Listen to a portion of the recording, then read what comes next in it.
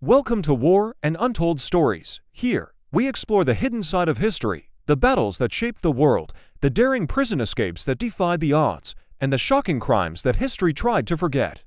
Every story we uncover is real, intense, and unforgettable. Don't forget to subscribe, hit the like button, and share your thoughts in the comments. Your support helps us bring more untold stories to life. Now, let's dive into today's story. In 1976, New York City was gripped by terror. A madman was going on a shooting spree, stalking the streets and firing his weapon at random targets.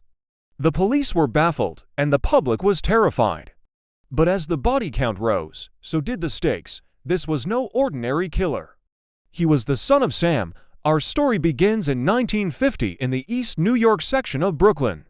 It was an ordinary day in an ordinary neighborhood. That is until a baby was born at the Kings County Hospital Center. His birth certificate reads David Richard Ramirez. But this was just the beginning of the story.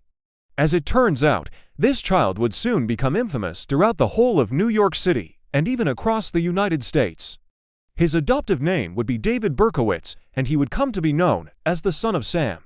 David's biological mother gave him up for adoption after giving birth, and he was then taken in by the Berkowitz family, a middle-class Jewish couple who lived in a two-family home in the Richmond Hill neighborhood of Queens. From the outside, it seemed like David had been blessed with a wonderful life. His adoptive parents, although strict, were caring and responsible. And he grew up alongside his younger brother in a safe and stable environment. However, beneath the surface, things were not as they appeared. You see, David struggled with behavioral issues and severe mood swings from a very young age. At school, he was described as a class clown and a troublemaker. He would often get into fights with other students and was eventually expelled from several schools. By the time he reached high school, he was already considered beyond help. But there was more to David than just a troubled teen. In fact, those around him started to notice that he seemed to have something of a split personality. On one hand, he was polite and well-mannered. But on the other, he was aggressive and violent. As David grew older, his behavior became more and more erratic.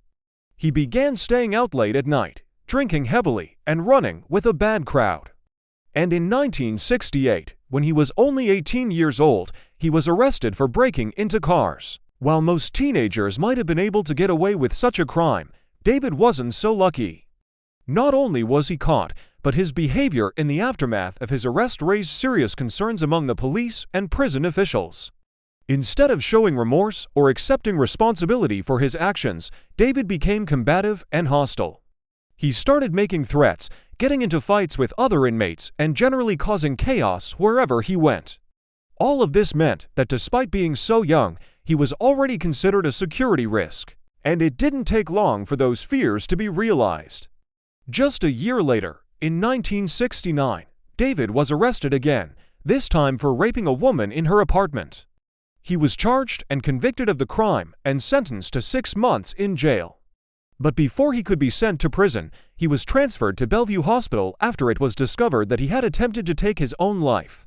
After spending several months receiving treatment, he was finally sent to the psychiatric ward of the Greenhaven State Prison, where he was diagnosed with schizophrenia. For the next few years, David seemed to go from bad to worse.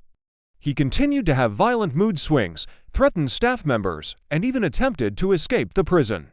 In 1973, he was transferred to the Massachusetts State Hospital, a maximum security psychiatric facility, where he remained until 1974.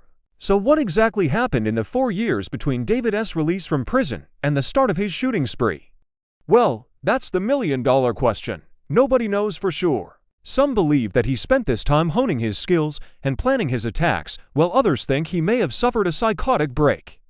Whatever the case, what we do know is that in July of 1976, a string of shootings would forever change the city of New York and make the name Son of Sam synonymous with evil.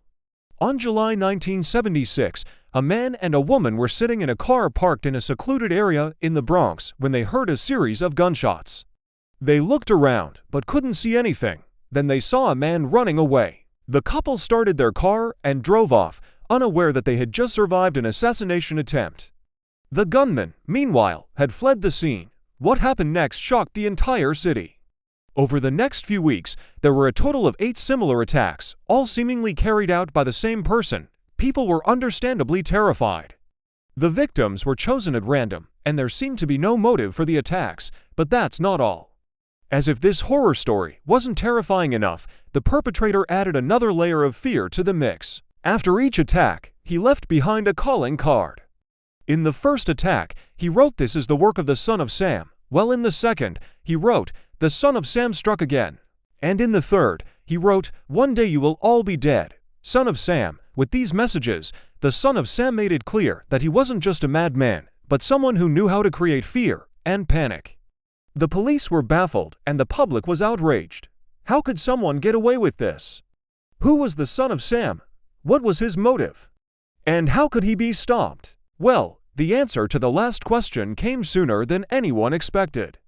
As the investigation into the shootings progressed, the police started to uncover a pattern. All of the victims had been shot at night with a .22 caliber weapon while they were sitting in parked cars in secluded areas.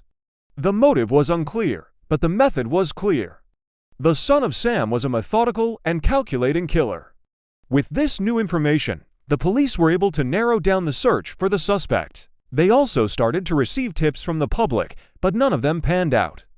That is until one day when a woman called the police to report a man who had recently moved into the apartment next door to her. She said that he had a history of mental illness and had been acting strangely lately. The police decided to pay the man a visit. When they knocked on his door, he answered, and they immediately noticed something strange. He was holding a .22 caliber pistol. Of course, the police knew that this was the same type of weapon that had been used in the shootings. But what they didn't know was that David had recently purchased the firearm and was planning to use it to carry out more attacks. But now that the police were on his trail, he knew that he didn't have much time left. The son of Sam had been captured. The police searched David's apartment and found a number of items that linked him to the killings, including a blood-stained jacket and the murder weapon. He was then taken into custody and brought to the police station for questioning. Initially, he tried to deny involvement in the shootings. However, when confronted with the evidence, he broke down and confessed to all of the crimes. He was then charged and sent to prison, where he remains to this day.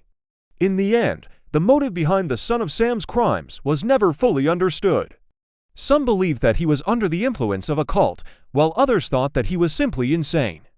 But whatever the reason, the damage had already been done. The son of Sam had terrorized the city of New York and left a lasting impact on its residents. To this day, people still remember the fear and uncertainty that gripped the city during those dark days in the 1970s, and the son of Sam has become a notorious figure in criminal history. Now, as for the real question, how is David Berkowitz doing today? Well, the not-so-surprising answer is he's doing fine.